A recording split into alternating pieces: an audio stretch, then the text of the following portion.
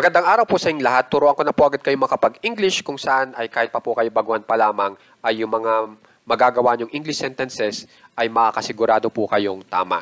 Okay? So, umpisa na po agad natin. So, yung ideya po ng mga English sentences na magagawa po natin ay may ganito pong ibinibigay na ideya. Kung gusto mo sabihin na magpapaserbisyo ka o may babayaran ka na tao dahil may ipagagawa ka. O kaya, yung inyong pinag-uusapan ay gusto mong sabihin ay may ipaseserbisyo. Okay po? So, pag ganyang ideya yung gusto nyong gawin na English sentence, pwede po ninyong gamitin itong ating leksyon ngayon. Okay? So, magbigay na po agad ako ng halimbawa. Ipapahugasan ko ang aking kotse. Ipapahugasan ko ang aking kotse. Kung mapapansin nyo, ang ideya po natin ay sinasabi ko na magpapaserbisyo ako sa ibang tao para hugasan ang aking kotse. Okay po? Pag in-English po natin yan, I will have wash my car. Okay? I will have wash my car. Para sa ipapahugasan ko ang aking kotse. So, ganyan lang kadali. At naibigay nyo yung ideya na nakasasabi ko lamang.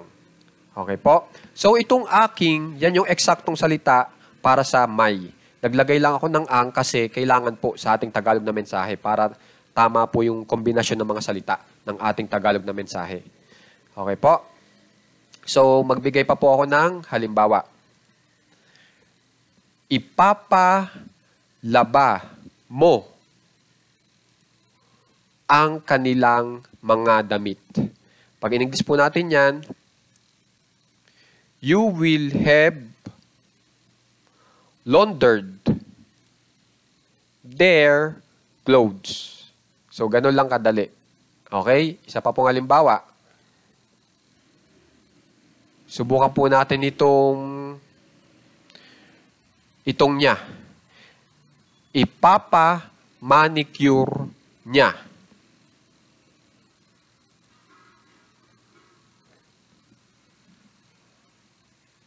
ang kanyang mga kuko. Okay? Tapos, kunyari po yung niya ay babae. So, pag niya ay babae, ang gagamitin po natin ay she. Okay? Para sa niya. She will have manicured. Okay?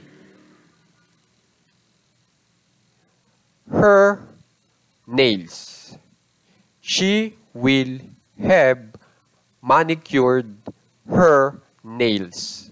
So, ganun lang po kadali. Okay? So, napakasimple lang po itong leksyon natin kung mapapansin nyo. Pero sa totoo lang, itong itinuturo ko sa inyo ay hindi basta-basta.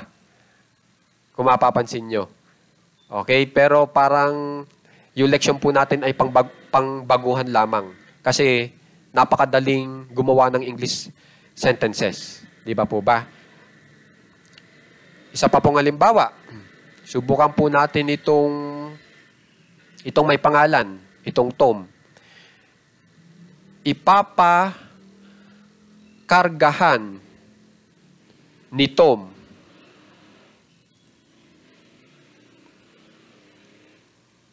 ang kanyang kotse. Ipapakargahan ni Tom ang kanyang kotse. So, si Tom ay lalaki. So, yung kanyang po dito, dapat his ang gamitin nyo. Okay? So, i-English na po natin. Tom will have filled up his car. So, ang ibig ko pong sabihin po dito sa kargahan ay magpapagasolina po o magpapa-fuel po si Tom. Okay? So, kung mapapansin nyo, dahil po sa meron tayong pattern, Tagalog patungong English, ay napapadali po yung paggawa po natin ng mga English sentences. Tapos, yung makakasigurado kang tama pa. Di ba po ba? So, ito pong hugasan, in English ko po bilang wash. itong W-A-S-H-E-D, na kung saan ay ito pong wash po natin ay ang spelling ay naka-past participle. Tandaan nyo po, lahat po ng mga action po dito, itong laba, manicure, kargahan, hanginan, puro po yan ay naka-past participle pag in English. Okay? Ngayon, ang itinuturo ko po talaga sa inyo dito ay itong salitang have. Okay? Na ito pong have ay ginamit natin bilang causative verb. Okay? O causative verb. Okay? Na ito pong causative verb ay binibigyan po ng gamit itong salitang have sa iba pang pamamaraan. Okay? At ang kanyang gamit po ay para masabi natin na yung aksyon ay magagawa lamang kapag may nagserbisyo sa iyong ibang tao. Okay? So, yun ang tatandaan nyo. Yung have po dito ay ginamit ko para masabi na tayo ay nagpaserbisyo sa ibang tao. Kailangan natin, tayo ay nagbayad para magawa itong naturang aksyon ng paglalaba, pag-manicure, o kaya pagkarga ng fuel. Okay po? Tapos po, itong will, yan po yung salitang ipapa. O kumbaga, binibigyan po natin ng ideya yung ating kausap na gagawin pa lang yan, yung action na yan. Okay? So, itong ipapahugasan, kapag pinagsama po natin, ay will have wash. Kapag ang gusto nyo namang sabihin ay ipapalaba, sa English naman ay will have laundered. Kapag gusto nyo sabihin ay ipapa-manicure, will have manicured. Okay? So, yan po ang tulong ng have na dapat yung tandaan. Kasi ang have po, marami po yan nagamit. Pwedeng gamitin nyo yan bilang patungkol sa possession. Pag sinabi natin possession, yung pagmamay-ari. Kunyari, I have a laptop. Meron akong laptop. Itinagalog po natin yung have bilang mayroon. Okay, so dito, yung have po natin ay iba po ang gamit, hindi po mayroon. Kundi sinasabi po ng have dito na tayo po ay nagpaserbisyo. Okay, sa ibang tao. Okay? Na kung saan ay kailangan po nating bayaran. Okay? So sana, tandaan nyo po itong ating pattern. Okay?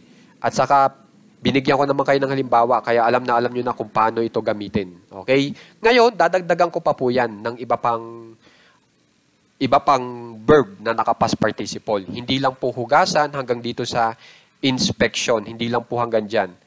Dagdagan pa natin. Ito pa. Idagdag nyo pa po ito.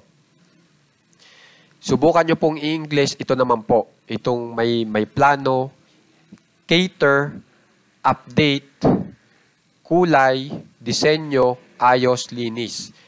Na yan po ay meron po yung tamang kapartner dito sa kasunod na slide. Kunyari, itong plano ang gagamitin nyo. So, ito pong proyekto, pwede nyong isama o i-partner sa salitang proyekto. Halimbawa po, ipapaplano ko ang aking proyekto.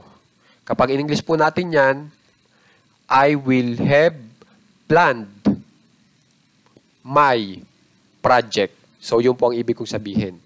So, sana makikipag-aralan po at makikigawa po itong mga kabibigay ko lang pong bagong verb na naka-past participle simula planned hanggang cleaned. Tapos ito po yung mga kapartner pong mga noun. Itong project hanggang dito sa garage. Subukan nyo po. Okay? So, para sa akin ha, tandaan nyo na po itong mga verbs po natin. Simula po dito sa hugasan hanggang dito sa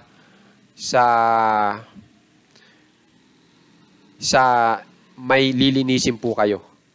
Okay? Kasi ito pong mga nilagay ko dito ay mga gamit na gamit para makapag-English na rin po agad kayo ng tama. Gamit po ang causative verb na have. Okay po? So, guys, maraming salamat po sa mga nagsasubscribe po sa ating channel at saka sa mga tumutulong talaga, yung mga naglalike at nag-share. Maraming salamat po kasi napakalaking tulong po yan sa ating channel. Okay? Napakalaking bagay po. Kaya maraming salamat po. So sana makikipag-aralan po ng mahusay ha itong ating leksyon. Kasi kita nyo naman po makakapag-English na po agad kayo ng tama. Kahit pa po kayo ay baguhan pa lamang gamit ang causative verb na have. Maraming salamat po.